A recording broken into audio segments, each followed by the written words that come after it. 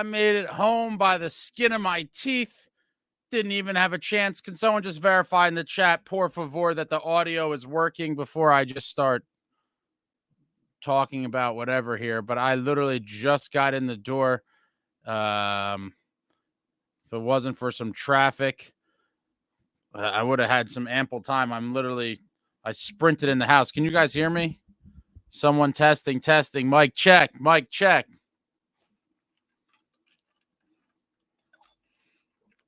Anyone?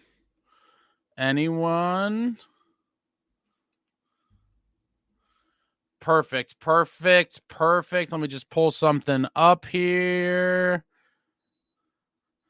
And welcome back, Devils fans. It is your host, Ace, here on Running with the Devils, where we are talking New Jersey Devils hockey all year long. Please hit that subscribe button, smash the like, share with a friend. Thank you very much. And in the home opener tonight from Prudential Center, unfortunately, the boys fall short by a score of 4-2 against the Toronto Maple Leafs. They do not get revenge for Sheldon Keefe in this matchup. And it was a sloppy game. I will just get it out of the way. Nothing was earth-shattering for me in terms of, I'm still very high on this team. I still have high expectations.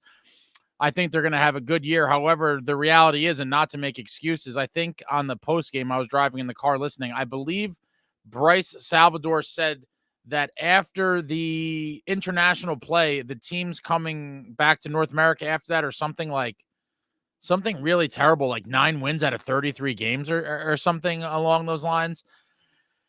And so, again, not to make excuses, but that is, a very long travel, adjusting to the time zones. We had 5 days in between games, and it sucks. It is what it is. Had we not come out completely flat the game essentially got away from us in the first period. That's the reality, right? And so if we could have stopped the bleeding and even left the first period, down 2-1 instead of 3-1, could be an entirely different game. But they just jumped on us, and they had 3 goals to start the game. We're down 3-0. Bratt got that goal late, and it was an uphill battle since. Sloppy game. Markstrom didn't look great. Again, I have to watch the replay. For certain stuff, there is an advantage, I think, for me watching at home with the replays and stuff. When you're at the game, there's so much chaos and there's stuff going on. It's definitely not the same experience. Obviously, I love going to the games and they're a ton of fun, but watching on TV in terms of, analyzing things that are going on is much easier. You're at the game, like I said, it's just chaos, and I was in very good seats, but there's a lot of extraneous elements going on, and so I haven't been able to watch any of the replays or anything, so there'll be a more thorough kind of rundown in the video that we'll release tomorrow morning, recapping the game after this when I get off of here and I get to, unwind and digest some of the replays and all that stuff. But sloppy game. Markstrom didn't look great. And the Maple Leafs took it to us, man. We were, down 3-0, we 3-1. And then you're like, all right, 3-1 after 1, not bad. Then Tavares gets that goal, you're down 4-1. Then Timo scores, and you're like, all right, it's still a 2-goal deficit. But in the end, it was a very sloppy game. And, history doesn't lie. Teams do not perform well after the global series or international play historically. And tonight was another example of it. A lot of stuff that, I don't know if however many of you guys watched my video from a couple days ago, I think it was. But one of the things I said I wanted to see was to see the power play really get going. Again, small sample size, but 1 for 5 tonight. And some of them were in crucial moments where it could have maybe swung momentum in the game where we fell short. 1 for 5, not amazing. Obviously it's not terrible. 20% is, adequate or acceptable, but 2 for 5 would be that 40%. And at the right time of the game, it could have made all the difference in the world. I guess the only other, kind of silver lining on that is the penalty kill did perform admirably. Let me just looking at the stats here. Yeah. Maple Leafs 0 for 2 on the power play. So penalty kill is doing its job. Power play is just kind of, just kind of at that average mark. And I mean, not to, again, it's only 3 games, but Jack, I thought, looked pretty sloppy tonight, personally. I thought Jack didn't have a great game. He created a couple chances, and he had a couple of those, highlight reel type moves where he knifed through defenders to gain the zone and made a nice pass, but some sloppy passes, just some bad giveaways. Overall, I thought he was kind of chasing it a little bit, and it wasn't the best night for Jackhughes, in my opinion. And who knows? He still could be nursing that injury or, recovering from his offseason surgery or whatever it is. But he didn't look great tonight. And the boys just overall looked kind of flat. Let me just see some of the other stats here. Leafs with 22 shots on goal. Devils with 24. Faceoffs pretty even. Toronto 48.1. Devils 51.9. Leafs 0 for 2 on the power play. Devils 1 for 5. Devils dominated them in the hits department. 11 hits for the Maple Leafs, 31 for the Devils. I mean, you like to see that heavier, edgier, more violent, but a lot of the other elements of the game, unfortunately, were missing. But at least that one carried over. And wow, Toronto with 27 block shots, the Devils only with 11. Giveaways, 18 for the Leafs, 21 for the Devils, and takeaways, 4 for the Maple Leafs, 2 for the Devils. And this is kind of one of those games I'm not going to put a ton of stock into. 5 days off, coming from overseas. It sucks. Would have liked to see a much better outing from the boys in the home opener. The building was electric. Shout out to all the people I met today. I met a ton of you. A bunch of people came up to me throughout the day when I was outside on the, Championship Plaza and walking into the game and in the game. So it was nice meeting a bunch of you guys, and I appreciate the kind words. Yeah, man, it's just disappointing. I was really hoping to come home with another 2 points in the bank, and the Devils off to a 3-0 lead, 3-0 start on the season. But it is what it is. I'm not, again, putting too much stock into this. They must rebound Friday against the Capitals and hope we see a better team. But Markstrom definitely looked rusty, and it just looked like one of those nights where everything was just a little sloppy. It was a little slop. Encouraging that we saw the 31 hits, though. I mean, the heavier, edgier, more violent is still there. But yeah, even that Tavares goal, he kind of got that lucky bounce and went right back on his stick, and it's not a great night. Not a great night on most fronts, but like I said, the building was electric. Championship Plaza was packed. They had the red carpet event. They had the band. They had all the stuff out there, the lights, camera, action. I have a ton of videos. I'll probably be up all night editing and stuff, but I have a ton of videos to share with you guys. So check the channel. As soon as I get off here, they'll probably be leaking out slowly as well as tomorrow. A lot of cool videos from the red carpet, some cool videos from inside the arena, but it wasn't a great home opener or effort from the boys. Unfortunately, let me see look at this. Rube Keefe. I don't know about that. Stick Figs, welcome back, Devils fans. They wet the bed. Wasn't expecting that. I wasn't either, but I'm not shocked. Pathetic starts the game. Markstrom choked, played a good team tonight, and now we realize how important Pesce is. I think that's a little bit of an exaggeration, gem card. Again, not to make excuses, but I'm not going to put a ton of stock into a game like this with the coming back from Prague with the days off. It just, I'm not going to say, oh, we need Pesce. I think overall this team will be fine. I expect them to be very good this season. And nothing has changed from my standpoint after the 2 games in Prague. At least Brat and Timo look good. Yep. Stinker, but in the worst way, because it kind of looked like a rerun of things we have seen so many times before. And Louis, I understand. You have PTSD. A lot of us around here do. I think we're past that, though. With the new additions and with Keefe, I don't think you're going to see those games too often that we saw last year. I do think this is kind of one of those throwaway games. Like, all right, we're back in North America now. They had all these days in between, and now we got to get it together because they're playing in Washington on, is that Saturday? Let me see here. Yeah, Saturday. So got to turn it around and rebound. It was a stinker of a game tonight. It really was.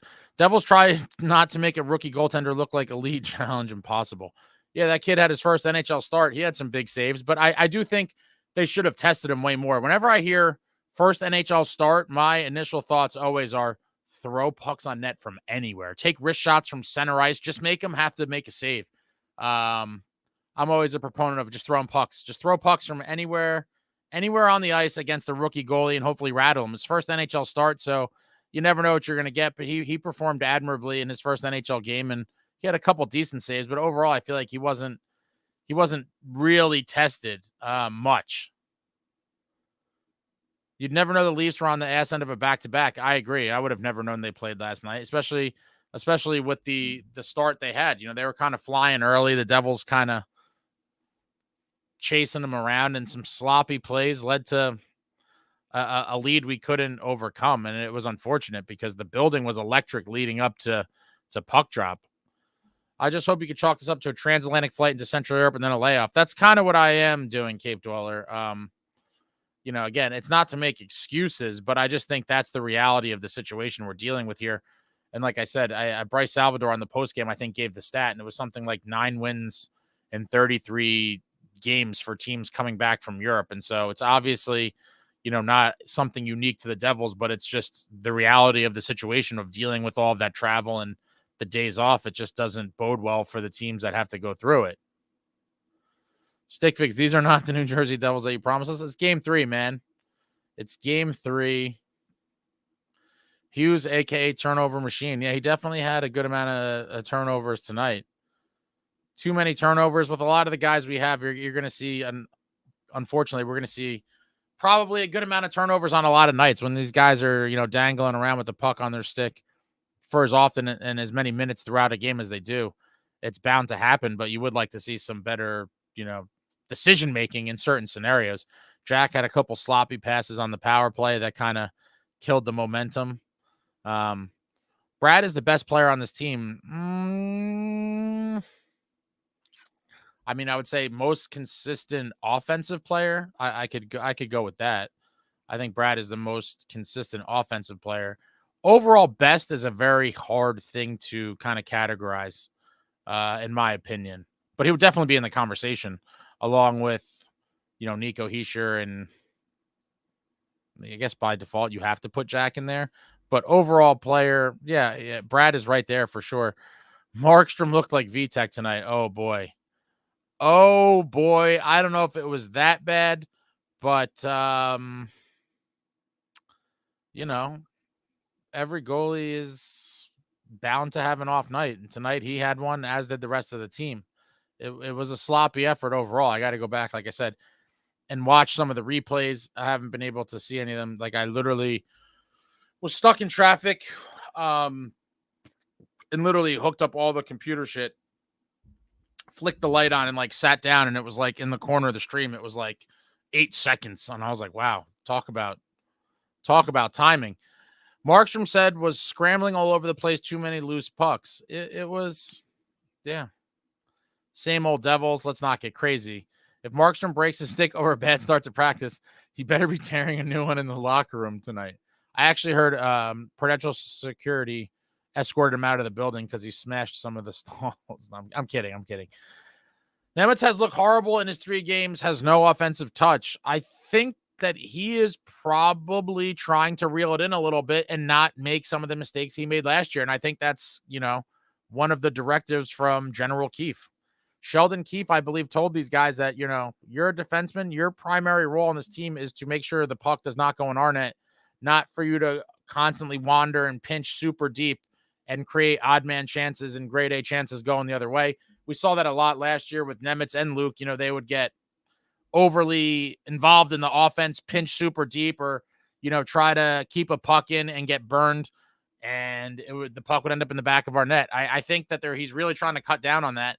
And so you might see slightly less offense from Nemitz and Luke as well when he returns, as a result of them working on being more defensively responsible. I just think that's going to be kind of an MO under Sheldon Keefe. I think he's going to say, listen, points from the blue liners are nice, but when it costs us more often than not that you pinched and got burned and now we gave up a goal, that's a net loss.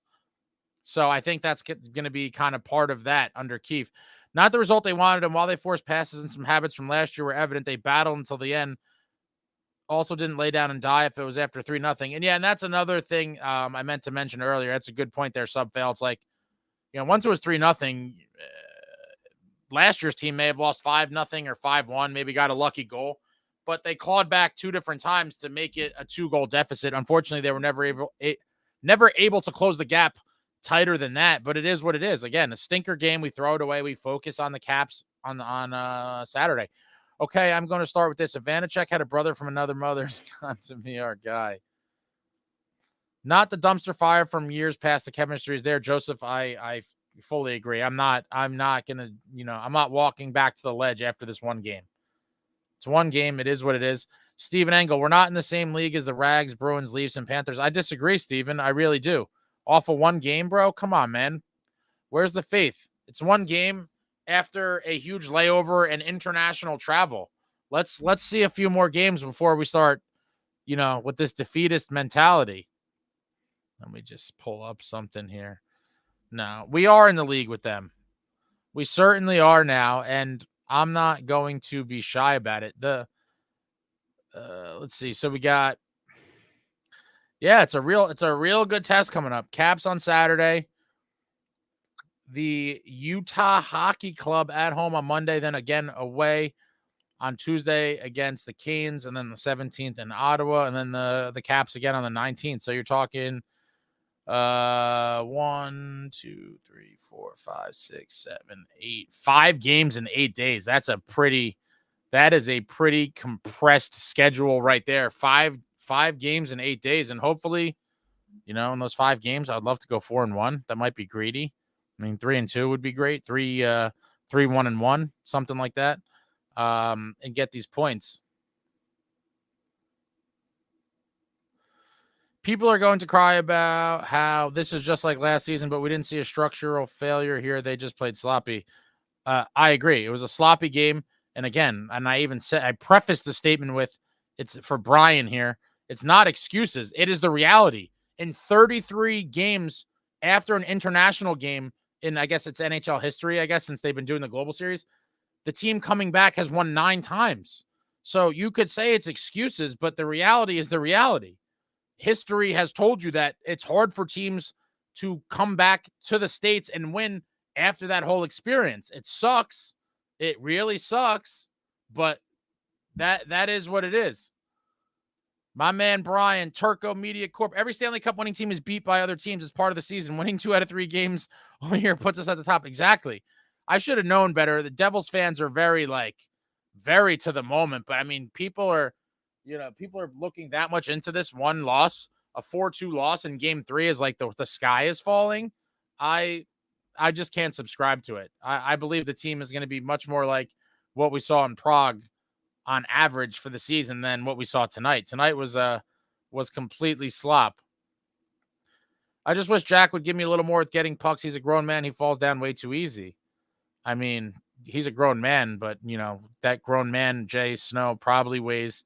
Actually, let me see what they list him at, because I probably don't believe it. What do they list him at? Yeah, they list him at 175. That could be generous, but again, 175 in a man's league is 175 is not that's not a frame that's built for warfare. I would like to see him bulk up a little bit, but he falls way too easy because he's playing against real grown-ass men. The 200-plus club, 210s, 215s. Markstrom's puck handling worried me. He'll be fine. He will be fine. Some of you guys, wow. You guys I'm just scrolling here. Jeez. One loss. You guys really are you're bringing me down, guys. Oh, my God. Leafs own the Devils at home. Palat is a traffic cone. Leafs live rent-free in Devils fans' heads. I mean, Sean Thompson, you're a clown guy. Are you a Toronto fan?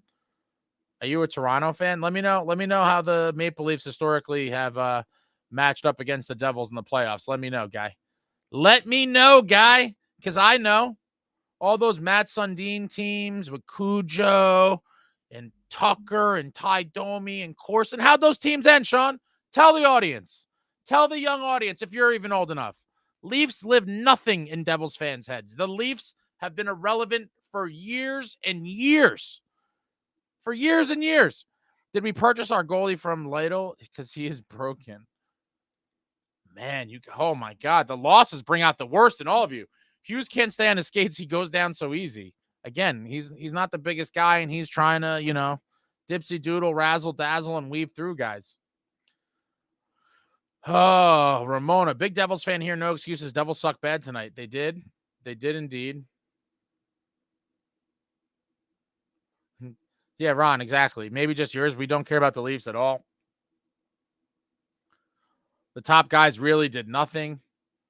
Leafs better than Devils. We'll see how that goes for this season, Sean. Jason, that was awful. It was. But again, throw it away, guys. Throw it away. Return game from the overseas trip. Let's see how they respond on Friday or Saturday. Okay, I'm probably in the minority, but I can't stand Danica Sal's announcers. I think you are in the minority. I mean, I don't per se love Sal, but who doesn't love Dano? Is he the best, technical announcer of all time? No, but he's just a great personality. Obviously, Mr. Devil, and I love Dano, so I will never say a bad word about that man. We think about the Leafs as much as you think about winning the Cup. Oilers got shut out 6-0 yesterday, and the Canucks blew 4-1 lead. Yeah, guys, early games in the season, you can't put too much stock into them. Teams are still figuring it out. Again, tonight was only our third regular season game under Keefe. It's crazy the overreactions that some of you guys have. I mean, wow. The game was over first period. It sort of was. Super sloppy. It was. Oh, my God. Apparently, bad losses bring out the chattiness in you guys either. FanFest was amazing. Being able to hang out and drink with you, brother. Wish the game was great. A stinker for a home opener, but not the end of the world. My man, Amagi Legacy. Shout out to you, sir. I totally forgot to mention that. Myself and Amagi had a couple brews on Championship Plaza, feeling the good vibes leading up to the game before we witnessed the stinker. But the pregame festivities were A1, A++. It was a beautiful New Jersey day. The band was playing. The people were everywhere. The kids were, getting face paint. People were playing cornhole. Great atmosphere for the pregame festivities on Championship Plaza and surrounding areas at the Rock. And unfortunately, this New Jersey Devils club just laid an egg. It happens. I mean, I'm not going to be, again, running to the ledge like some of you are. It's kind of, oh, man, Benjamin. Tell him, Benjamin. Tell him. Tell him what time it is. Hey, Sean, 1967. How about that? How about that? Oh, God. How do we get Maple Leafs clowns in here? The boys just got to find their rhythm. I just think they need to get in a groove. They had those 2 games back-to-back in Prague. Looked great. Long layoff, long flight. Not so great. It is what it is. Sean, the Devils obviously didn't make the playoffs last year, but they've won 3 Stanley Cups since 1995. What are we talking about? What are we talking about? Congratulations. You guys failed in the playoffs and fired your coach, and now he's here. I mean, these people that get off on playoff appearances as if it means anything. Yeah, it's great to make the playoffs, but guess what? If you don't win the Cup, it doesn't matter. And this is the same shit with Ranger fans talking about, we've been I don't care if you made the playoffs every year, for 50 years straight. If you don't win a Cup, then it does not matter. And the Devils have 3 Cups since 1995. So again, I ask, what are we really talking about here? We had an off night. It happens. We'll rebound from this on Saturday, and everybody's over panicking a bit. Yeah, Kevin, I am not panicking whatsoever. I'm a little bit shocked at the amount of people that, the team did it to them, though. I mean, listen, a lot of people have serious PTSD from last year. I totally get it. And it just, once a little negativity creeps in, people just you'll go back to that dark place of 23-24. I absolutely am not. I am not remotely panicking. I am not. It is what it is. It was a bad outing. I think they happen. And I believe they'll rebound on Saturday. No excuses. Jack was sloppy. I think he was. So happy I spent all that money on a suite. Yeah, it happens, Jason. You know, we unfortunately we didn't get what we deserved on opening night, but I'm still hoping and still very much expecting a monster season from this team. My opinion is not changing from one night. It's not changing at all. Oh, Sean Thompson. Devils are overrated. Devils are overrated by who, man? They don't... Sean Thompson, you never saw the Leafs win a cup. Stop it. This is where I just lose my mind with people, right? Like, it's one thing if you come with like decent shit talk or something that's relevant. Sean Thompson, you are a clown. You never saw your team win a cup, bro. Sit the hell down and go watch again VHS or maybe even before then. What are you watching on, micro reel? Do you have the micro reel machine to see Maple Leaf highlights? Just stop it. You're coming in here trashing a team that's won 3 Stanley Cups since 1995. You've never been alive for one. It's ridiculous. Ridiculous. Shout out, It's About Hockey. Not sure if you talked about it. The Devils' breakout was horrible tonight. Pretty much everything was horrible for the Devils tonight. I guess outside of the penalty kill and the fact that they still threw a lot of hits. I think 31 hits. Outside of that, there wasn't much to be pleased with. We were just sloppy, I think, in all zones. Just the absolute stinker, quite frankly. Not a great game. Ace, are we sure Jack is healthy? Are we pushing him onto the ice? I don't know. I could never know. And the reality is the team could never know either. The only thing they could do is be like, Jack, do you want to play? And Jack's like, yeah, I'm good. I want to play. And that's it. So you don't know. We never know. Guys play injured all the time.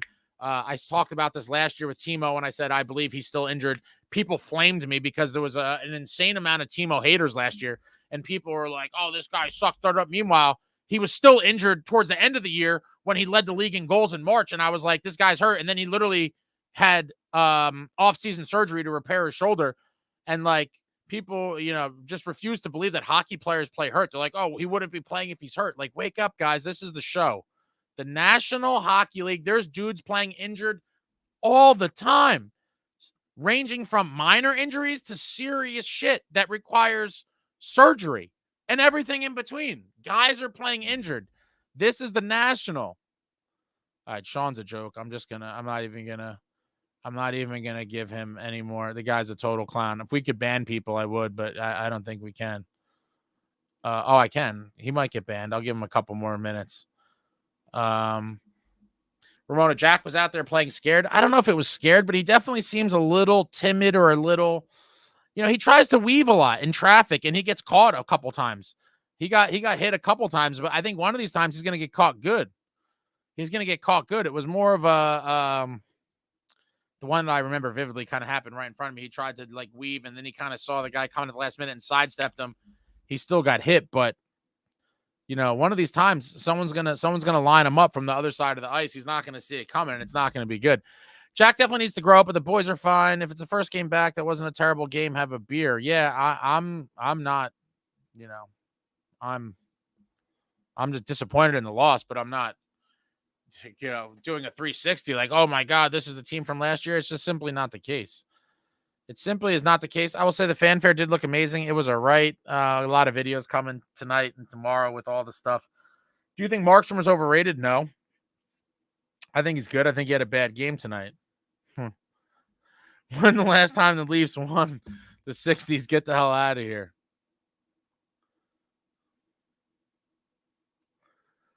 Jack looks just like he did prior to surgery. Not just his play, but his energy, presence. Things are and have been off for quite a while now. It's I can't say you're wrong. I cannot say you're wrong.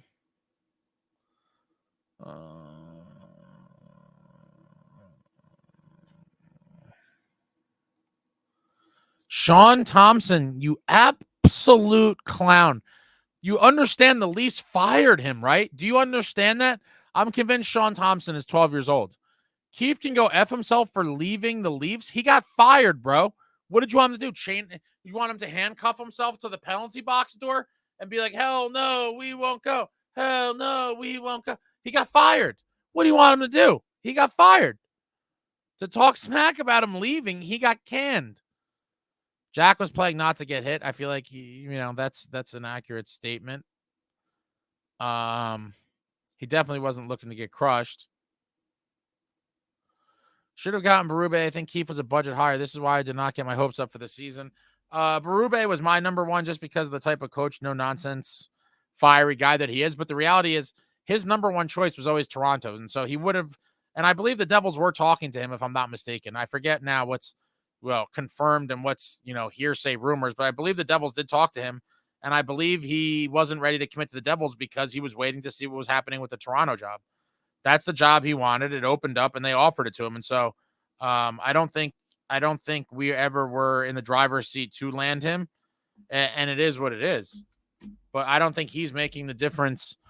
The difference of Berube over Keefe is night and day to the point where it's some drastic, difference in the outcome, whether you're talking regular season or playoffs. I think they're both pretty good NHL coaches. And I think Keefe is going to get this team where they need to be. Don't get too pessimistic, guys. They're still playing the sloppy after Utah. Then we really need to start making a fuss. It's game 3. Like, seriously. I mean, wow. Here's the part, right? If anyone told you guys, heading into game 4, if someone said, especially after the preseason, right? With the tragic preseason we had, if someone was like, I have a crystal ball here, and the Devils will be 2-1 after 3 games heading into game 4, every single person here and Devils fan on planet Earth would have said, sign me up for that. Would have been ecstatic. Said, you know what? 2-1 after 3 after the preseason we saw? Absolutely. And so sometimes you got to just kind of zoom out, put it all into perspective, because the reality is there's no one on the planet who would not have signed up for 2-1 after 3 games. And so for all the comments of the, extreme variety, it's kind of wild. I do think it's wild. Yeah, I think that's fair, Jesse. If we have 2 more games in a row like this, then it's something to be concerned about. I don't see that happening, but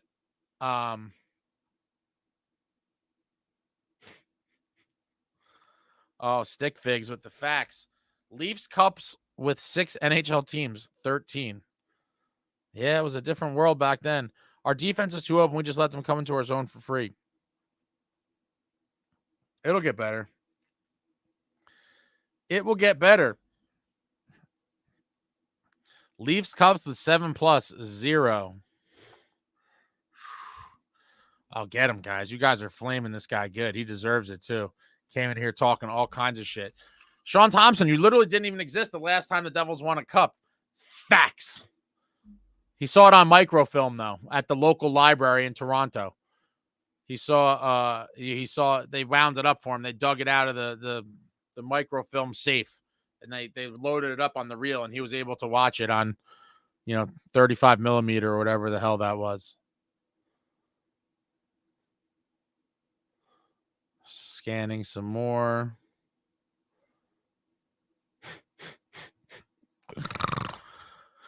Jared, the boys didn't look as tight tonight. Hughes didn't have a very good game. Agreed. It was a sloppy effort. Again, not to make excuses, but this is what happens when you come overseas back to the States, 5 days layoff. It is what it is. Let's see how they bounce back on Saturday. Oh, that's a great question, Louie. When was the last time the Leafs won anything? When was the last time the Leafs won anything? Leafs have been the face of professional sports failure since 1967. Oh, this is great. They're constantly out in the first round. Oh, guys, keep it coming. This is comedy. Leafs haven't won in nearly 6 decades.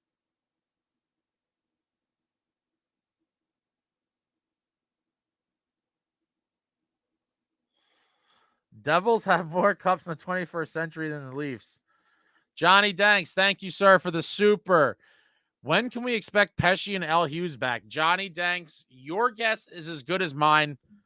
There is no official. So here's the thing. The latest update on Hughes was that the original timetable was correct, which would put him back in the lineup at early November. Pesci should be sooner, but the organization is very tight-lipped on injuries and things like that.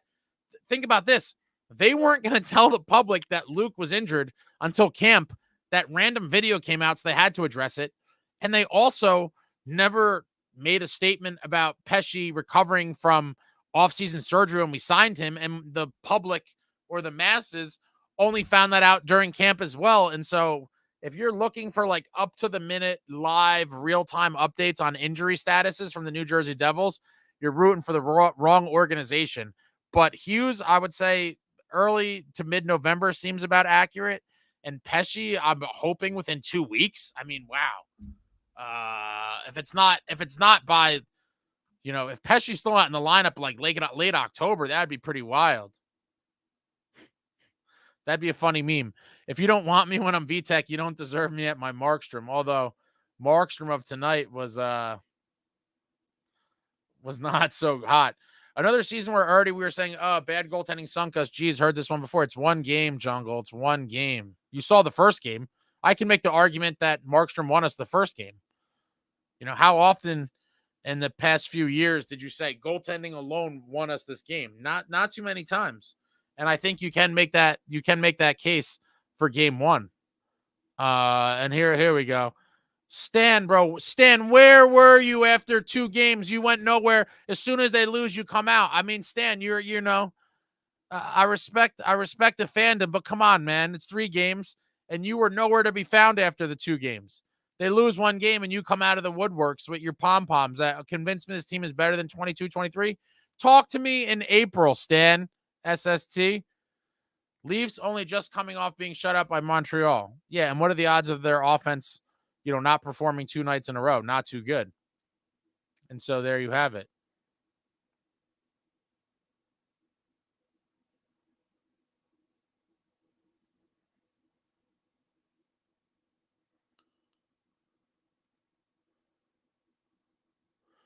Oh, God. Guys, just pummel this clown in the comments. Just handle this. Yeah, exactly. Exactly, Louis. Cue the parade. Leafs got to win. You won game 2 of the NHL. Isn't there Leafs things you could go be celebrating in? The Leafs won the game. This guy finds a random Devils YouTube channel to go troll in the chats. Some people have a truly sad existence. I feel bad for some of these people that have to do stuff like this. It's wild. When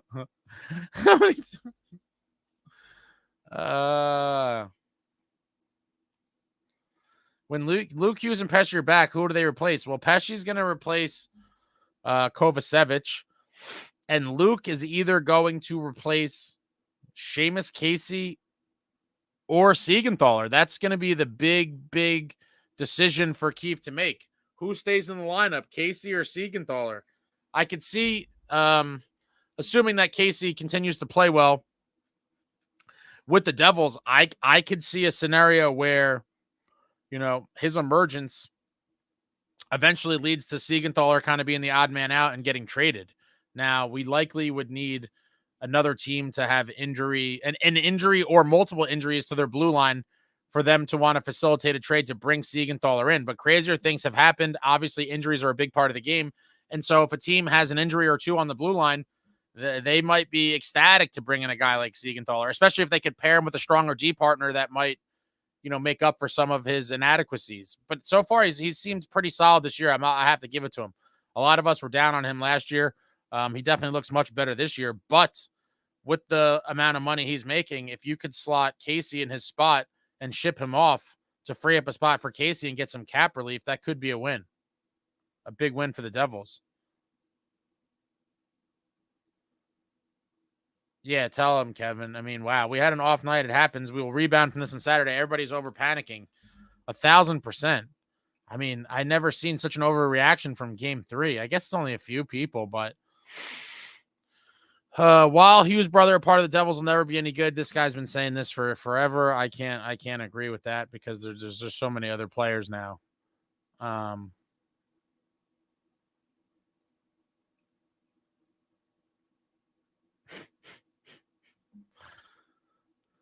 People are already acting like the Panthers are done after losing one game in Barkov's injury.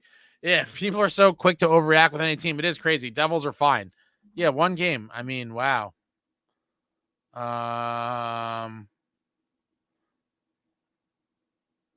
It's pretty insane. I mean, yeah. I never seen it. Game 3 of the season, guys. I mean, wow. I'm curious. Did you guys think I was going to come on here and be like, doomsday, like the team sucks and we're screwed? I don't know. I guess some of you probably thought I would do that. I mean, I'm not that erratic. I mean, I have been erratic at times, but shit, I'm very high in the team. I think they're going to be very, very good. Analyze everything as a whole. Holistically, fellas, overseas flights, 5 days off. Markstrom had a stinker, and this is a game you just throw away. It's a game you throw away. It's not anything to be suicidal about, but some of you people are nuts. I mean, my God, the PTSD from last season is real. All right, Sean Thompson's getting booted. Peace out, bruh. Peace out, Sean Thompson. He's been banned. Oh, I love it. He's banned. Sean Thompson has been banned. Nah, nah, nah, nah. Nah, nah, nah, nah. Hey, goodbye. Leafs tool bag. All right, now I'm trying to just get back here after that quick ban.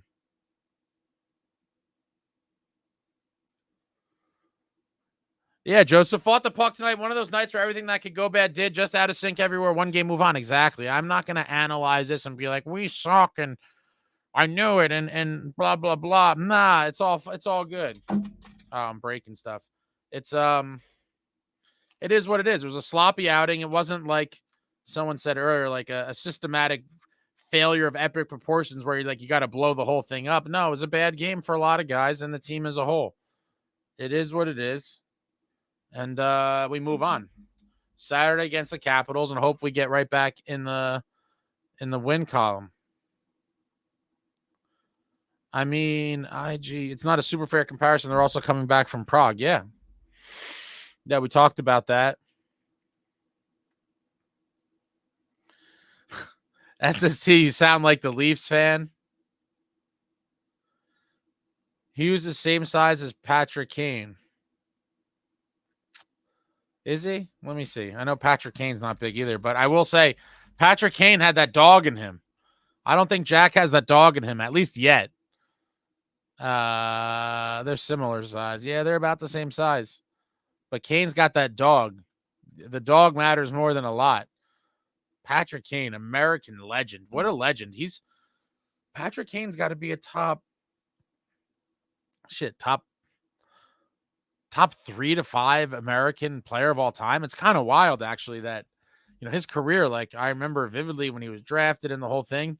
What a career. What a solid American-born player, Patty Kane. I wanted the Devils to get him a few years back.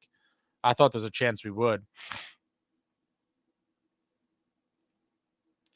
People are also acting like Omar is on another dimension than Markstrom way too early. It's game 3, guys. Talk to me in March for some of this shit. Omar, come on. Omar got the same amount of money as Swayman, by the way, which is ludicrous. 8.25 milli, I believe. And for Omar, I'm sorry. Think about that. He got paid the same amount as Swayman. I would have taken Swayman over him in a heartbeat at the same price. And so obviously he didn't want to go to market. He wanted to, get his money from the Bruins. But the point remains, I mean, I think Omar is severely overpaid at that price. Meanwhile, across the river, you love to see it. Shesterkin turned down, $11 million a year? Oh, man, the greed runs deep. The greed runs deep. If I was a Ranger fan, I would hate that guy. $11 million is a freaking the biggest goalie contract in NHL history, and that wasn't enough for him. I would pack his shit now, but they really need him. And obviously, he started off the season with a shutout, so, Ranger fans are probably like, sign Igor at all costs. He's going to strap that team with the Caps situation badly. Really badly.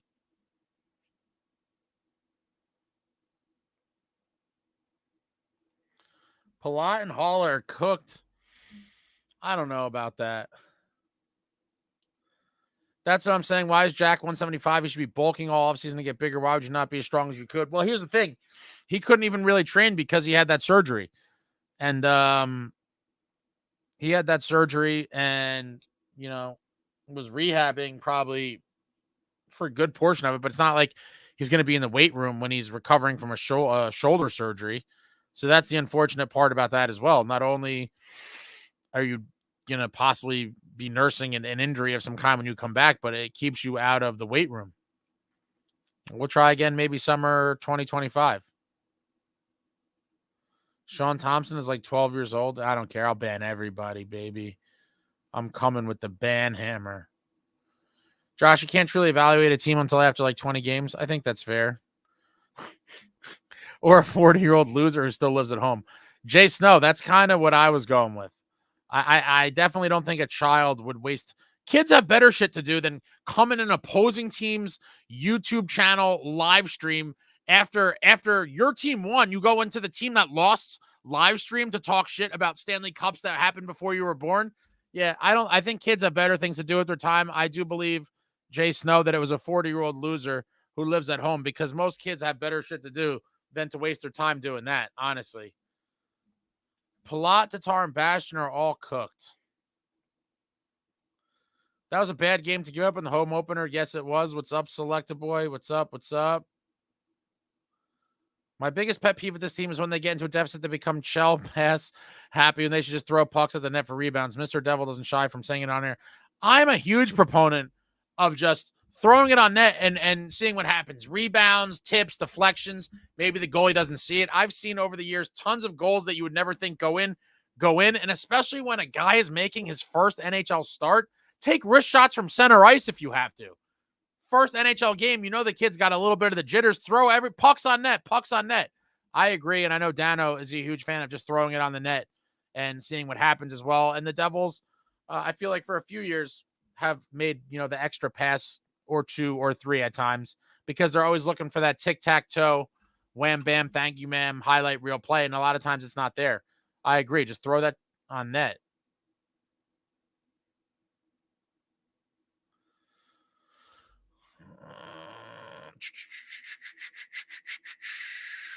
Brian, you don't pay attention, Brian.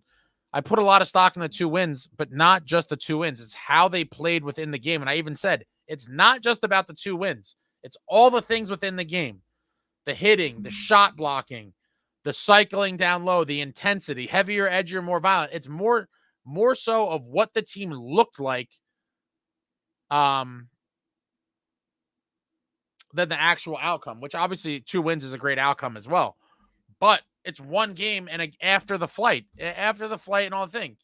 I am, reserving. Let's see the next couple games. It's game 3. For you to be like, you put a lot of stock in the 2 wins, more so of the way they looked. And tonight, I believe, was just one of those sloppy ass games that you're going to see. And again, and I preface it with not to make an excuse. The stat is there. I think Sal said it was 33 games of the global series, whatever. After the team comes back, they've won 9 times. That should tell you all you need to know. It's an uphill battle coming back from the global series, and it sucks, but that's the reality. And so you can't argue that, you put stock into 2 wins, and so now you're going to put all the stock in the world into 1 loss coming back from Prague. I just can't do it. Morgan, what Dano lacks for in lingual skills, he more than makes up for in character, experience, and insight. 100%. Is Dano the most textbook, whatever you want to call it, commentator, whatever? No.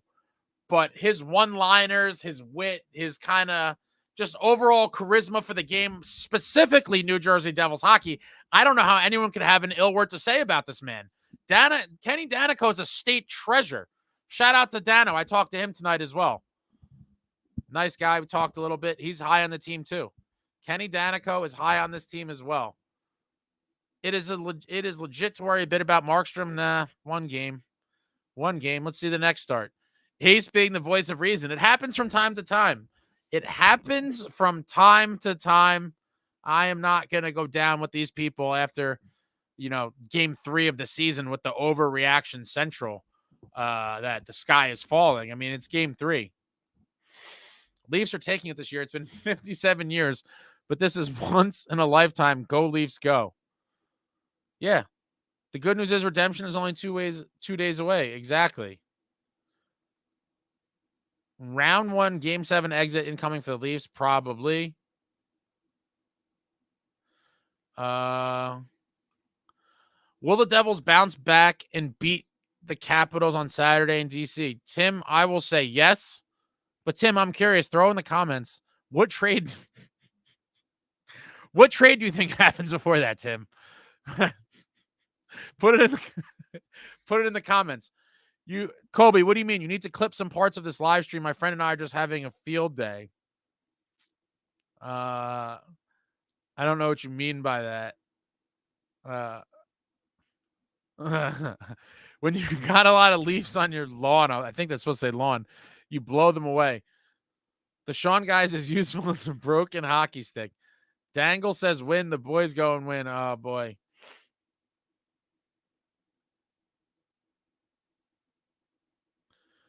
Only reason people are mad about this loss is you got Toronto media gassing up getting rid of Keefe. I mean, I think it may have been a scenario, or it was a scenario, same kind of thing with Lindy here. It's just after a certain amount of time, the message has fallen short, and for whatever reason, you need to shake it up. And unfortunately, for Lindy, he was part of that shakeup, and for Sheldon, he was part of the shakeup in Toronto as well. I do think that core four is more of the issue than Keefe was. I do think that's a flawed core four. And, I will go on record in saying I don't believe that core four ever wins a Stanley Cup, if I'm being honest.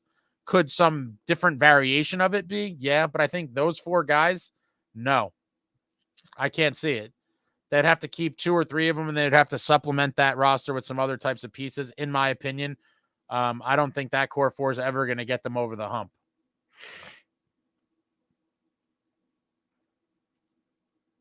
How long does Tatar stay in the top 6?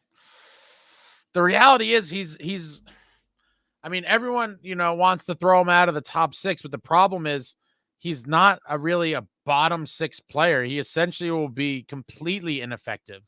And so if he's not, on the second line, it's almost like he's worthless. And then what do? Scratch him? I mean, it's a tough situation. And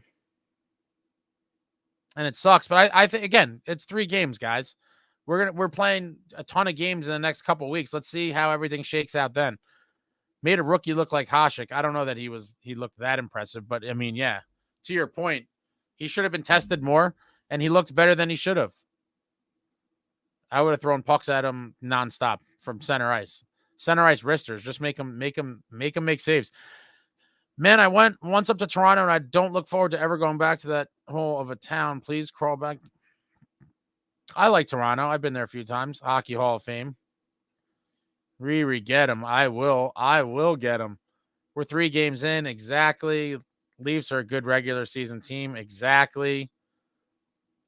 1967. Also exactly.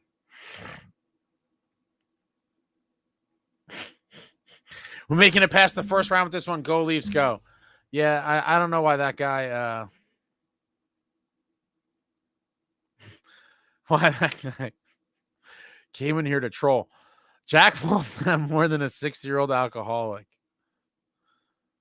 I loved Ace's impression of Jack. I don't know. What was my impression of Jack? I don't remember.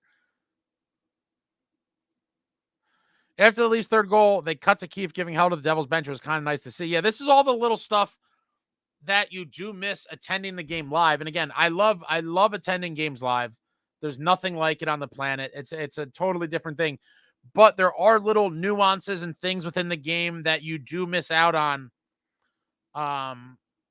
as a result of being there. And so I do like to, watch not the obviously full replay. Who the hell got time for that? But the highlights and different things I do like to watch afterwards because it is missed when you're in the arena.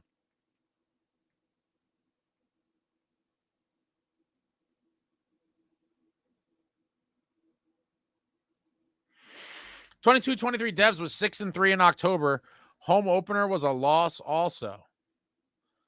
Yeah, I mean, I'm a bit stunned, honestly, but I shouldn't be. People are very in the moment, and so, you lose game 3, and you lose game 3 and people are all of a sudden like, right back to loser mentality from last year.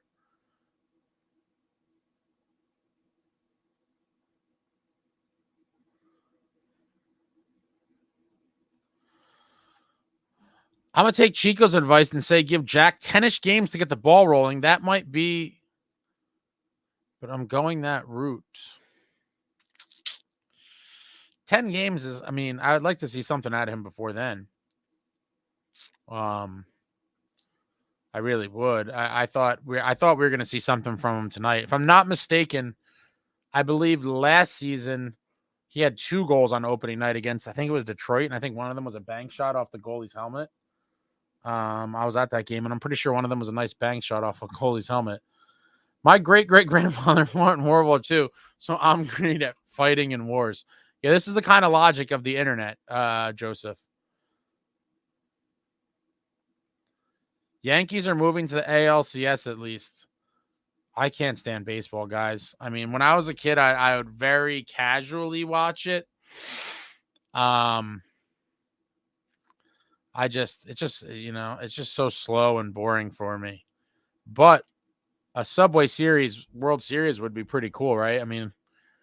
Mets, Yankees, that would be really interesting. Pretty wild how finicky sports fans can be. You ain't kidding. You are not kidding. They had a lot of shots on goal. It was not going in, but they did not play bad. Few misunderstandings here and there, but the more they play together, Game 3. People are acting like this is, like our 7th consecutive loss in halfway through the season.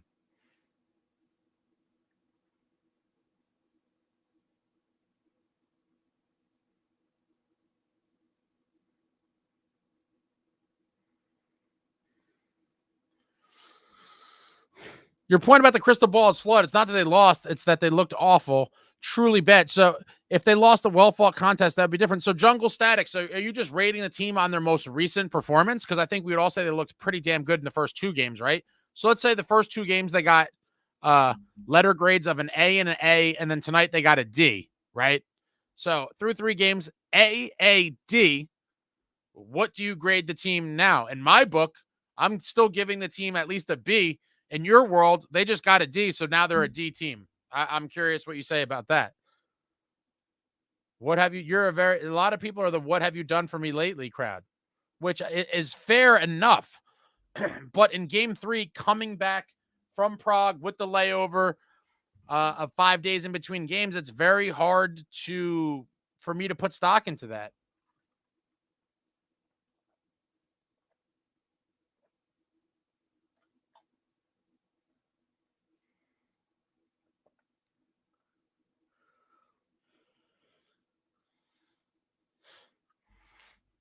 Oh, man, Luke on the research team here.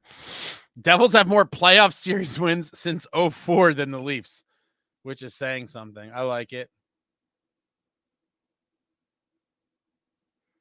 Remember Steve Dangle's hate campaign against Brodeur earlier in the year? Was that the one about when he attacked Marty when he was talking about the amount of games goalies play nowadays, or was that something different? I don't watch any of his stuff.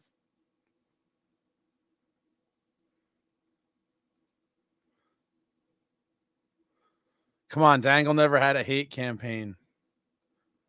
He criticized Chico. The video, the only thing I ever watched of his, first and last thing I ever watched, was when he was like, "Oh, sports science, Marty." I wanted to punch my computer screen watching it. The guy's a total joke. Completely shitting on what Marty said about goaltending as if like he's the authority.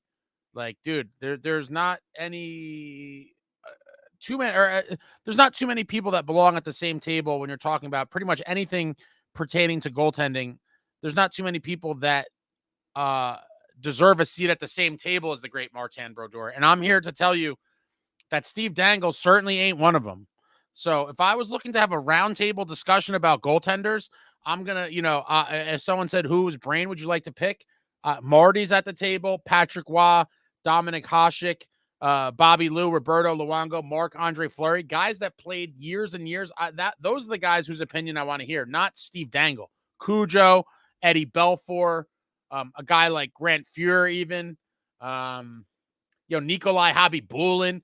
But Steve Dangle, he's not on the top, 100,000 list. So for him to talk so matter of fact, like sports science and that whole tirade he went on was wild. Can you do super chats? I mean, people could send me super chats. Is that what you mean?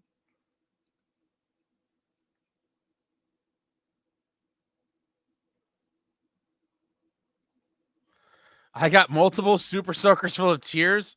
I'm ready to go. I really do this.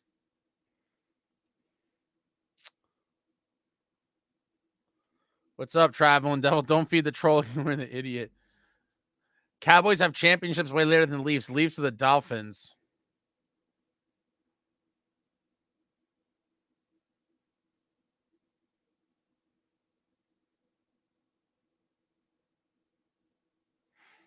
I don't think Casey would be ready to be a full-timer. I think he is. I honestly think he is. But again, we're going to see. If they lose Saturday, will it still be an overreaction? Serious question. I think it depends on what the team looks like, and there's a lot of variables to that. And again, if they lose Saturday, they would be 2-2.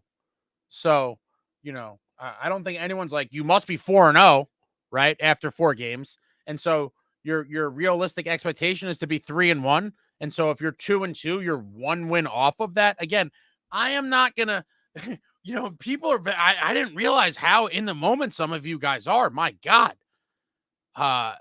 It's kind of wild that we're talking. If we lose Saturday, will it be an overreaction? This is not NFL football where there's only 17 games and it's like a 3-game losing streak puts you out of the playoffs. This is hockey, guys. We got an 82-game slate. I'm not remotely worried about anything for quite a while. Now, will there be areas of concern? Sure. Slight concern, moderate concern, but like panicking like this? Absolutely not. I really like Kovacevic. He's got nice size on the back end. Love me some Johnny Kovacevic. Another great addition by Fitz this summer.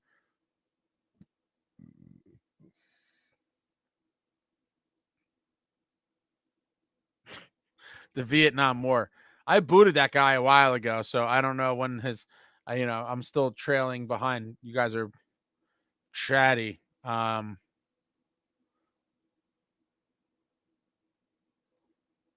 That's fair, Luke. Listen, I'm a longtime fan. You guys all know the PTSD isn't just from last year. It's been 2 good seasons since 12. Amen, brother. That's the reality. Especially if you were around for the glory years. It was like we were so spoiled. First ballot Hall of Famers, deep playoff runs, cups, divisions, even Eastern Conference championships in the 2 times we lost in the finals in 2001 and 12. But yeah, it's been a dry. It's been the Sahara. It's been a dry spell since, and not too many glimmers of hope. But I do believe this season is a glimmer of hope because I do think the Fitzgerald tweaked roster is going to be a competitive one. And I think we're going to go on a deep run. Tonight literally changed nothing about my opinion on this team whatsoever. Probably best you get rid of Sean Thompson. He has to go to sleep and wake up early for school tomorrow. No, I'm going with whoever else wrote that he's a 40-year-old that lives at his mother's. I believe that's more likely to be the case. Bigger concern than one loss is the piss poor launch of the Gotham Sports app. Tell me about it. I know what it is. Essentially, it's what? It's like all the local teams on one app. I have different cable setups, so I don't know. I get it, man. The problem is we're fans, so we live and die with every game. I get it. And I get fired up too. But after a game like tonight, taking everything into consideration, it's hard for me to be like, oh my God, like, my opinion is unchanged. Every great team and great players have bad games periodically. And again, given the circumstances of coming back from the global series and all of that, I'm not putting too much into it. Did some of you think we're going to go 82? No, I think a lot of people did. For positives, I thought Mercer had a good night, Dougie and Casey too. I do think Timo has to be in the right wing. We're not utilizing our players to their full potential. He'll eventually end up there, but on a lot of the shifts, he ends up on the right side anyway. We overreact about when they lose and when they win. It's still early. I just want to see them play crisper. Yeah, definitely. Tonight was a slop game. I missed the game. Were they heavier, edgier, and more violent tonight? I'm going to say that they were. They were very sloppy in a lot of different areas. But to me, if you have 31 hits and 11 block shots, that's a pretty heavier, edgier, more violent kind of night. It was just unfortunately with the heavier, edgier, more violent, it was like, lackadaisical, sloppy, and careless as well. So that hurt us overall in the night, but the physicality was there. Nico's been great. I'm not in love with Tatar. Yeah.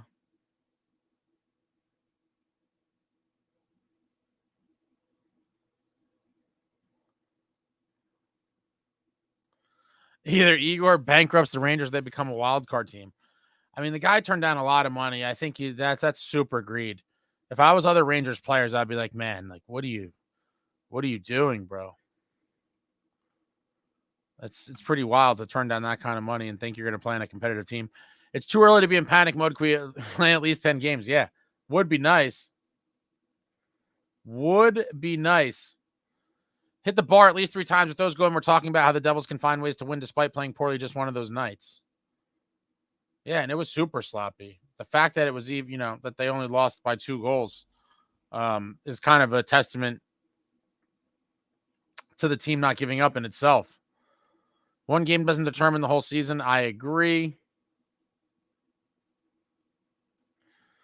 You and I discussed the haters, and no surprise they're here and acting real goofy as usual. Yeah, I mean, luckily there's not many of them, but they're out there.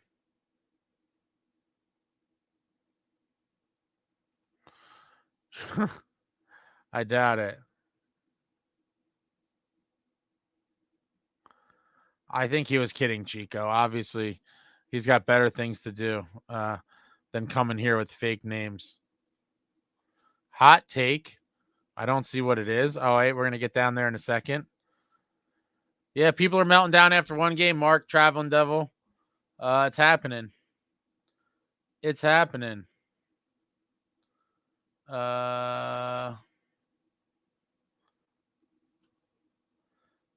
come Jackhughes wasn't allowed to play tonight? I thought he was healed. He did play tonight.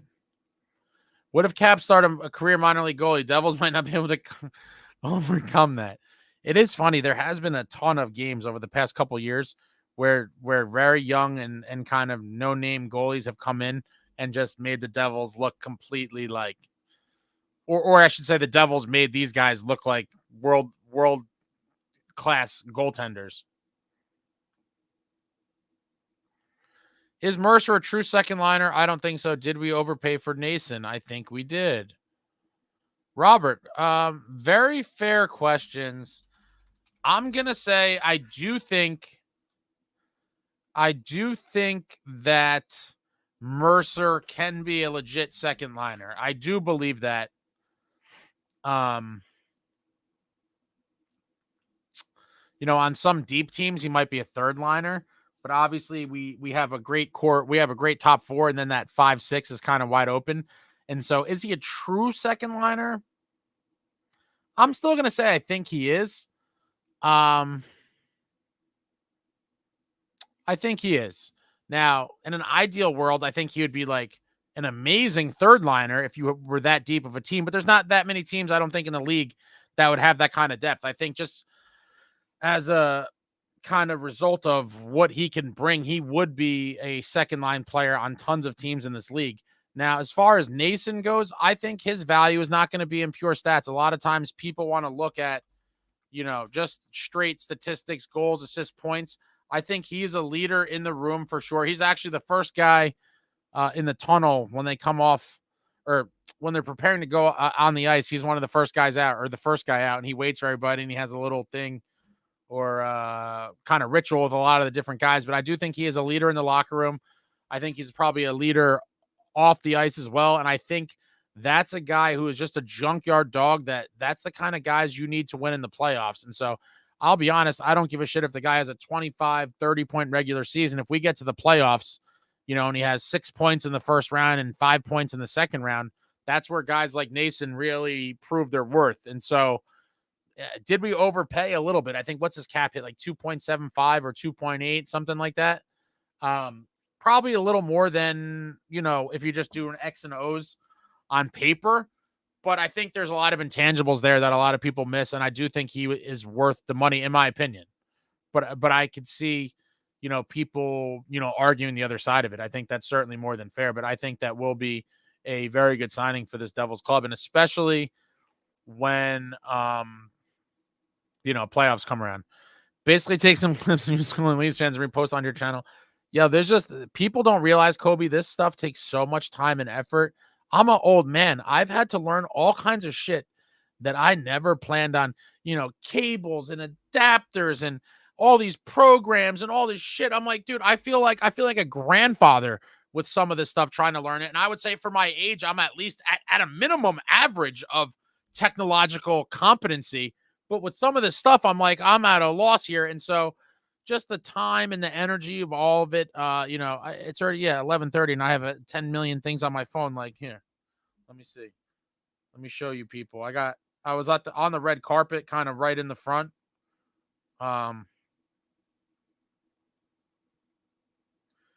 Like it might be hard to see, but like these are all red carpet videos that are going to go on YouTube as shorts, right? There's like a million of them. Then I got videos from in the game. Then I got to do the video that comes out in the morning after I actually watch all the replays and shit and the interviews and the post game and really soak it all in. Then I do my video that comes out in the morning. That's a little more refined kind of version of whatever we're talking about now. And so this all just takes a lot of time. And do people want to see? I don't know. I feel like, I don't know, Kobe. I'm all over the place right now. But yeah, to go back and clip things of me fighting with people, I suppose people like that as entertainment. I'm trying to be a little more positive in life and on the channel. But we'll see. Maybe you never know. Maybe I'll make a highlight reel of most shit talking.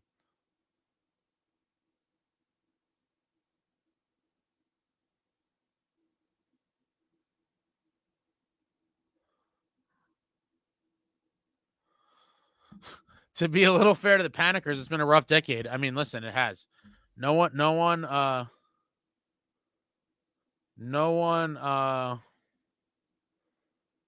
wants this team to win more than I do, right? And there's lots of us in this group, long-time suffering fans, and it has been painful. When, watching those Devils teams with Dano and Niedermeyer and Marty and Stevens and Elias, it was like we thought we were going to win the cup every year.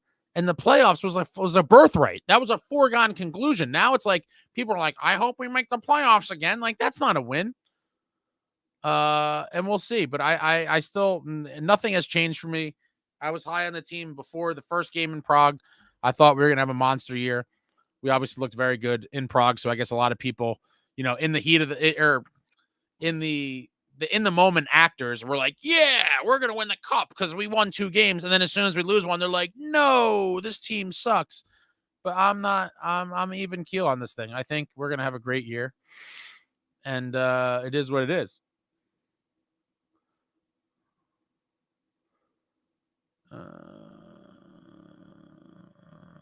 You got me there, man. It's more, I don't know what that is.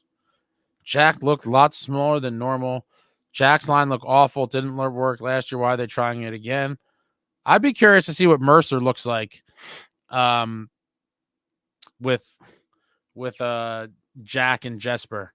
But they might get pounded on. I do like the idea of like a little bit of a bull with Timo on that line. But I wouldn't be opposed to, swap them. Let's see what happens. I don't know.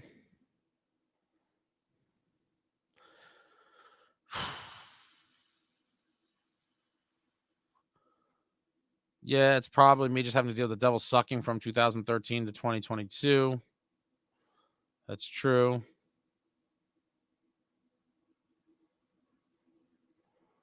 Steve Dangle is a crumb. Oh, Chico, you're out of your mind. Marty sounded like a boomer and a half. Marty is the greatest to ever play the game and played a million games and didn't have half of the nonsense that these people have now with their smoothies and their supplements and all their yoga and their bullshit. Stop it. Marty is still human. It can still be incorrect about him whining goalies. He never said, stop it. Not starting 80 out of 82 games. He never said that. This is where people get crazy. This is just nuts. He wasn't saying that. Marty played that. He's not asking guys to do that. I don't remember the verbatim, but I believe he was saying he doesn't think it's out of the question for guys to play 60 games, which is not crazy.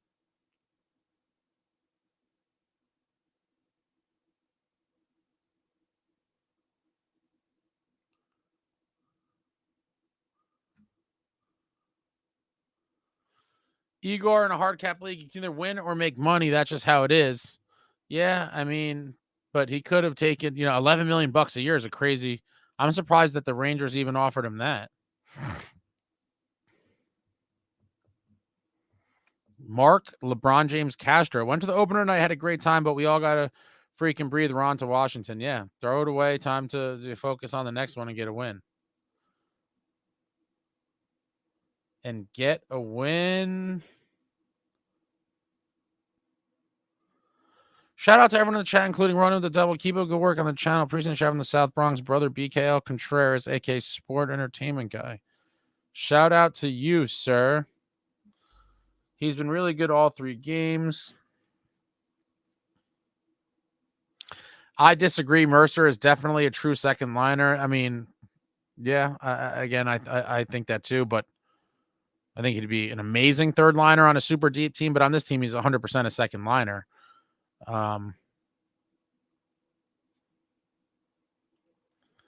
Nace is great. Love him being back here. He's dirty in front of the net. He's totally worth it. Yeah, I agree. He's a pit bull. He's got that dog in him. Goes to the crease. Goes to the dirty areas. He brings the fire. He pumps the boys up. I'm gonna be up all night playing with these videos here, but he's the first guy out of the locker room before they come on the ice, and he stands off to the side, and everyone comes out, and he's got little different hand things with people, and he's smacking people with the stick, and they're talking whatever. He definitely fires the boys up. I think he's good for the room, and he's been to war before with those Canes teams, and so he's gonna bring that experience for the Devils when hopefully we go to war this playoffs and to May and June. May and June hockey at the Rock, please. Do I think Jack looks 100%? No, I don't, but I just feel like he's going to be perpetually hurt or have lingering injuries his whole career. I hate to say that. It just seems like that. M. Payton, that was rough, but they had shades of good things. Forecheck was non-existent. Neutral zone play was awful. I mean, pretty much everything was awful. You could say that the penalty kill showed up tonight for the 2 power plays the Leafs had, but outside of that, there wasn't much to kind of hang your hat on or, celebrate. It was a pretty bad game overall.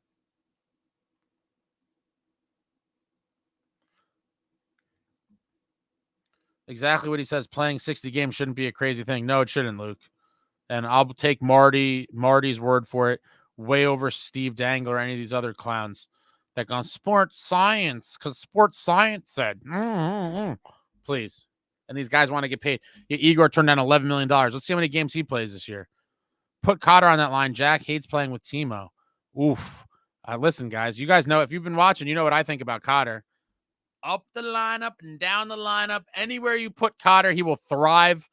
And putting him on the first line would be wild. But then it's like, okay, then you put Timo on the second line. Yeah, the shift is interesting.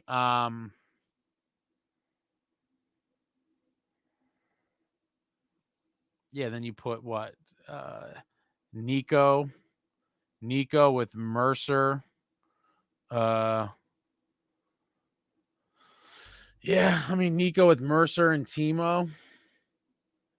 Listen, if Cotter gets I think it's going to happen at least for a couple shifts for some games. For whatever reason, he's going to throw him out there and you're going to see it.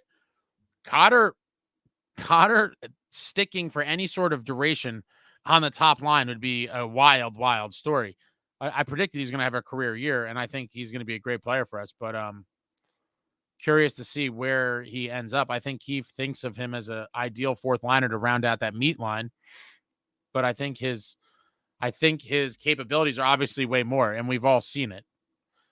Markstrom didn't play bad tonight. Those goals, except maybe the second one, were all defensive breakdown. Yeah, but Some of them in them, again, I have to watch the replays, but some of them being in the arena, I was like, that was a shit goal. But I'll have a better kind of viewpoint on it in the video that comes out tomorrow morning after I will rewatch everything home. You lose a lot of that element at the arena. Luke, goalie has to make saves sometimes in those breakdowns. Yeah, absolutely. I couldn't agree more with that. By this time next week, no one's going to remember this. Everyone's going to be back on the contender train. I'm not getting too high or too low. Yes, after the 2 games, I was on here rah, going crazy, but it was more of because of how the team was playing, how they looked compared to last year. And yes, the 2 wins were nice, but just the fact that Keefe came in here, installed his system, and the guys were buying in was the real excitement for me, because it just seemed like we were turning the page on defeatist mentality, kind of loser hockey. So yeah, the one loss isn't doing much to my kind of psyche and outlook.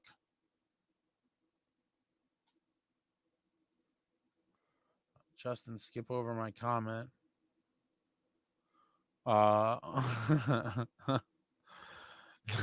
Toronto. You guys are nuts. Goalie has to make saves sometimes, and there's breakdowns. We got pushed around in front of our net, could not clear the puck or get good ozone time. Tough loss. It was just sloppy. It was sloppy all around, and it is what it is.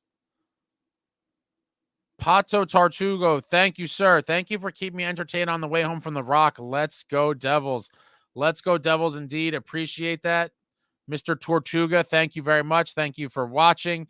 I hope you're not in too much traffic. I kind of got the early jump by a couple seconds and just made it out of there, I think, in time while the masses were flowing out, and I did a little jog to my car and literally made it home for this live stream that was scheduled for 10:15. Made it home with literally by the time I flipped on all the switches and got in the thing, I saw the clock was on like 8 seconds. So it was very, very weird that it was like to the second, but yeah, hopefully you're almost home. I don't know where you live. I looked up the quote. He said goalies were being babied for not playing back-to-backs or 65 to 70 games. I'll still take that. Shit. 65 games. You can't play 65 games. And I'm not going to say every back-to-back, but the reality is the modern athlete is weak, Chico Tazo. Please. I mean, what is it? I would make the argument that with sports science and these guys having trainers and the guy and people that stretch you and feed you carrots and all these supplements, Marty was never a beacon of fitness. He was always in okay shape, never the most fit guy. I'm sure he didn't partake in any of the shit these guys are doing nowadays. And he played 79 games in a year, 78, 77. So I refuse to buy the logic of the game has changed and that it's changed so much that it's impossible for guys to play 65 games. It's not. Let's see last year. I mean, obviously not every guy is going to be capable of doing it, but there's certainly workhorses in the league that can. Okay, so Saros played 64 last year. Gorgiev played 63. Hellebuck played 60. Stuart Skinner with 59. Bobrovsky with 58. Binnington with 57. Peter Mrazek, 56. Sorokin, 56. Korpisalo, 55. Shesterkin, 55. So you're talking about 10 guys with 55 games or more. So obviously that extra 5 games, I'm not buying is that much of a stretch that these guys are going to break down and die because of whatever analytics and bullshit that they have. I'm sorry. I'm not buying it. I don't buy it today. I'm not buying it tomorrow. I'm absolutely never buying it. And again, not everybody, but workhorses, certain guys, I believe, are capable of it. Not blaming him, but Casey did make a few key mistakes. I think after he gets a few games under his belt, he'll improve, but we'll also be better on a defensive side once Pesci returns. Yeah, I have to well, I'm not going to watch the whole game, but I can't recall anything in my head about Casey, either good or bad, other than something funny on the red carpet, I think, that I have a video of that I'll be uploading later. That is simply too much of a workload for anyone not named Martin Brodeur or other all-timers. I mean, listen, 65 games. There was 10 guys that played 55 last year. So, and including, did I already lose it? Soros played 64, Gorgiev 63, Hellebuck 60. That's 3 guys at 60 and above. I'm not saying it should be the standard. I'm just saying it is crazy that people think that it's crazy that some guys could do it. I believe some guys can. And we saw a few guys that were close to that last year. And so, Dangle is, I don't know. Cotter better than Haller or Plot in the top 6. Problem is who replaces him in the bottom 6.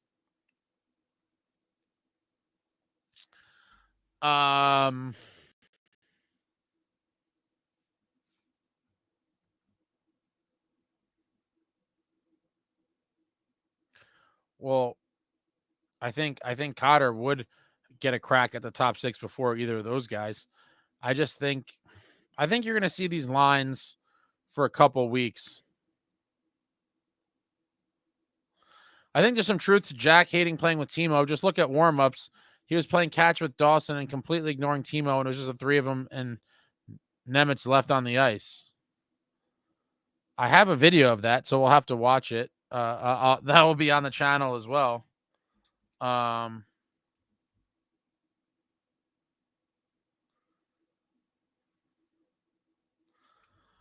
I have a video of that. That was towards the end of warm-ups. I'll have to take a look at that. But appreciate you guys coming on here. I'll be on here probably for a couple more minutes. Please hit that like button. Hit the like. If you're not subscribed, subscribe, guys. It's free. Hit the like button. It's free. It takes 0.4 seconds of your time. Thumbs up. Thank you very much. But Matt M. Payton, I'm going to have to go back and review the tape, actually. A lot of times I kind of zone out when I'm like filming and there's like people trying to hit me and I'm like bobbing and weaving that sometimes, and making sure that things kind of in frame, that sometimes I kind of lose the context on what's actually happening in the video, which is unfortunate as well.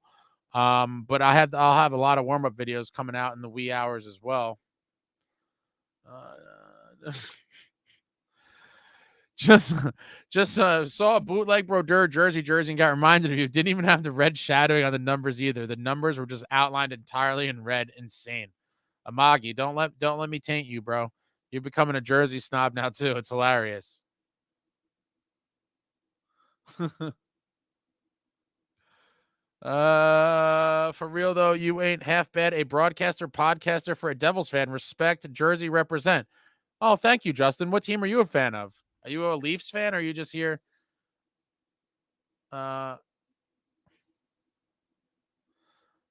I was being facetious. I'm just saying these guys have all these healthy, there's all these health things and everything's more, I don't know what you want to call it, new age, health conscious.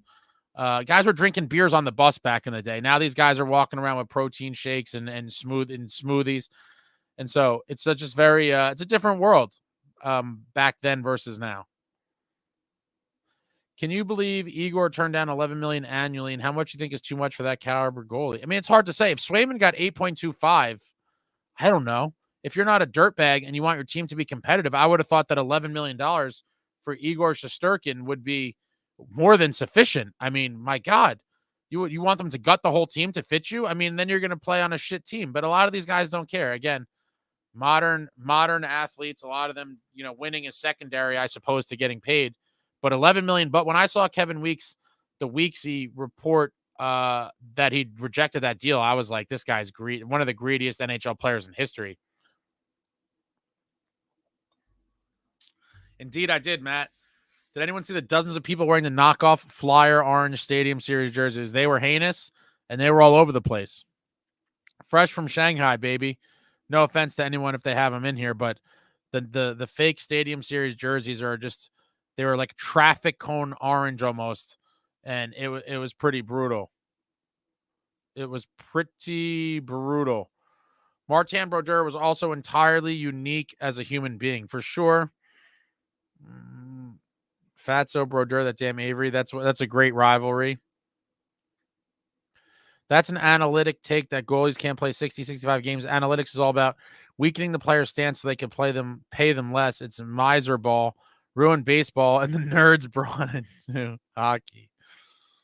Well, I mean, are they paying him less, Luke? I mean, Shesterkin just turned down 11 schmil.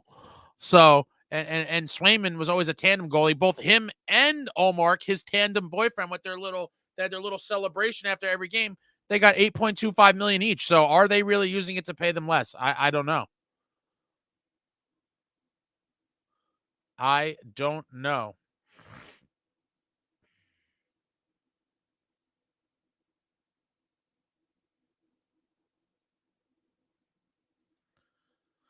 Marty Hashigwa, if those aren't their names, I don't trust them to start set. I mean, now you're going to the upper side of it, right? But the 65 mark, 70, I would say, sure, is obviously a stretch, but 65 is not that crazy. There was a few guys that almost did it last year.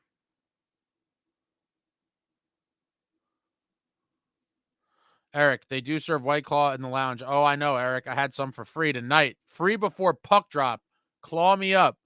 I know you were joking about the health sign. Oh, God. Finland loves Devil since 1988. Also, I'm 90% sure I saw a shot of a dude drinking a beer in the Utah locker room. I mean, it's probably not unrealistic. Back in the old days, the guys are doing crazy shit. There's stories of a lot of like the European guys ripping cigs like in hidden parts of the locker room in between periods. Guys routinely drinking beers on the bus. It was a different era. It was a completely different era, and I think that was the greatest era of hockey. Speaking of which, I didn't do any videos because it wasn't the time or place for it. But I did talk to for a few minutes NHL enforcer legend Ty Domi. I don't know how many of you in this chat will remember Ty Domi, but I believe he has the most fighting majors in NHL history, if I'm not mistaken. Ty Domi in the building to watch his son Max play for the Leafs. I don't think a ton of people recognized who he is, obviously. Now I'm the old timer. I can't believe it. Before age 40, I'm the old timer that spots all the old heads that no one else knows who they are. But yeah, Ty Domi in the building. I talked to him for a while. Very nice guy. And we had a nice little conversation. Hopefully Igor gets $15 million over 12 years. No way they're going to pay him that kind. I don't think anyone pays him that kind of money. I think stylistically Timo works better with Nico, but I agree he brings a presence to Hughes and Brad that I don't know who else could provide. I agree with that. I mean, I think they want some sort of a physical guy on that line. Otherwise, no offense to them, but Brad and Hughes are not, or they are the exact opposite of heavier, edgier, more violent. They're more like lighter. I don't even want to go down this road, but you need somebody with some sort of something. Otherwise, you're just building one of the most fragile skilled lines in the league, and I hate it. I don't like lines like that, but I subbed last season when I saw you and a Rangers fan playing. Oh, shit. All right, now I remember you, Justin. Yeah, you're one of the 3 or 4 normal Ranger fans. Yeah, I'm going to have my buddy back on here. Yeah, you're my buddy Chris, the Ranger fan. Yeah, we came on here after the line brawl game. We were fired up. Oh, man, what a night that was. When Luke comes back, who gets sent down? Well, I think it's either going to be Casey or you may see the Devils try to find a trade partner for Siegenthaler. Either orange or the Stadium Series crest is microscopic compared to the original. I get that they're expensive, but either take the L or go for a Fanatics. The Fanatics are easy to find. Dude, these things are dirt cheap on like DHgate, man. Some people can't resist. I'll give you that one. There are probably more goalies than I'm giving credit to that can pull off 65. Yeah, I mean, obviously I think the leap from 65 to 70 is probably somewhat significant, but there was a few guys that were close to that 65.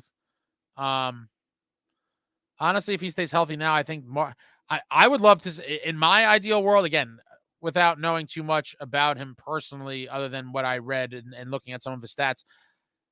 At his age now, I don't think it would be crazy to give him 60 starts. I don't think he's going to get that. I think he's going to be more at the 55. I think he's just going to, be around that 55 number. But they're not going to let him play any more than that. The Devils are very into the analytic stuff. I'm putting on the TV. I'm leaving the chat. I hit the like. Just a reminder, I hate you. I hate you. I don't even know you, and I hate your guts. Hate. All right. I could live with that. Maybe Cotter, Hughes, Bratt. I'll be down to see that for a couple games. I would take that as an experiment for sure.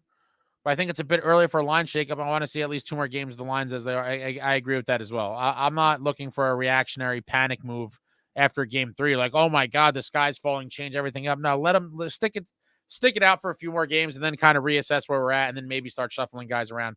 But I do like the idea of Cotter, playing higher up. Obviously, I predicted him to have a breakout year, and the hate thing was a Chappelle Show player haters ball.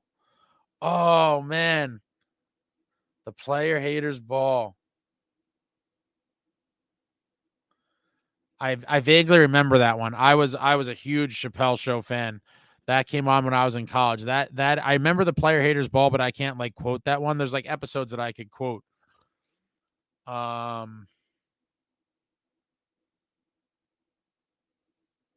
McDermott plays Saturday. Interesting question. I'm looking forward to seeing him in the lineup whenever that may occur.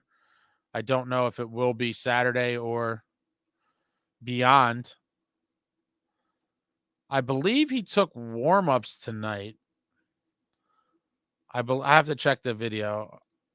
I believe he took warm-ups tonight, and then he just didn't play. But I believe he took warm-ups. So for a couple minutes tonight, I was under the well, not that I thought he was going to play, but it was more of a possibility because I did see him step out for warm-ups. I think we're going to have to verify via video. I always felt like Jack and Timo didn't do great together, but did Jack really look him off on the ice tonight?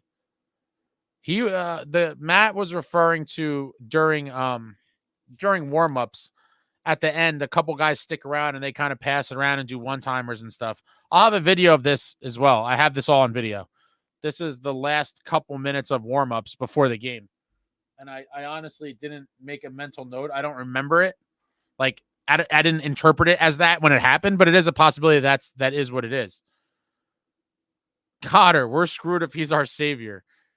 Keefe has so many options in terms of talent available to him, though. There are endless combinations with the players we've got that could produce an extremely good team. Chico, I agree with you there as well.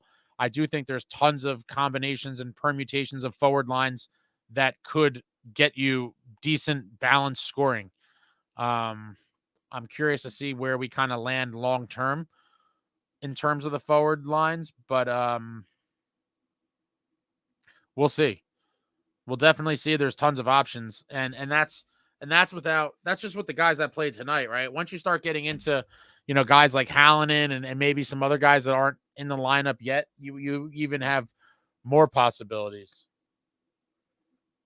Defensively soft tonight, barely played in Toronto zone. Yeah, I remember early on, it was midway through the game, and I remember thinking oh my God, this is all the shots on goal we have. I forget what it was, but it was super low.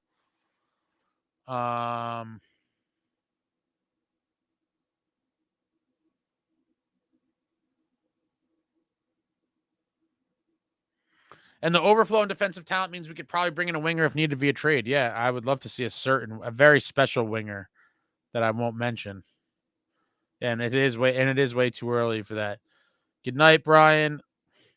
Jack not playing pass with Timo sounds like some grade school recess type pettiness. I don't know about that. Yeah, I don't know if it was exactly that or him and Dawson kind of have their predetermined thing that they do regularly. I don't know, but the video's coming up. The video is eventually going to come out, so you guys could judge for yourself what the situation is. Enjoyed the podcast. Great work. Let's go Devils. Thank you for watching, Luke. I could actually see Cotter filling a role very similar to Zach Hyman on Toronto's and now Edmonton's top line. I mean, what a story that would be, right? I mean, my God, what a story that would be if it played out anywhere near like that.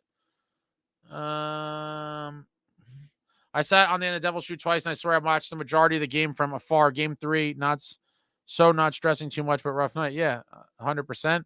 McLeod was the perfect fit for Bratt and Jack. Unfortunately, that situation made it not possible. Cotter is similar. Yeah. For sure. All right, folks. Thank you for joining me tonight. I am absolutely spent right now. Shout out to all of you that I met throughout the game and the pregame and the postgame. Any and all of you that I met today, good times.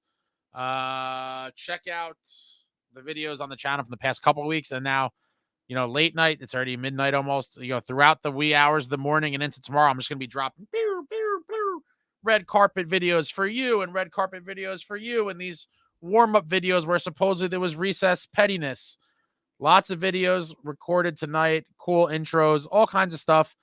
It will all be coming out. So if you're going to bed like a normal person in the next hour or two, when you pick up your head from that little pillow, you head to Running with the Devils on YouTube, and you will see a shitload of videos dropped from tonight at the Rock pregame.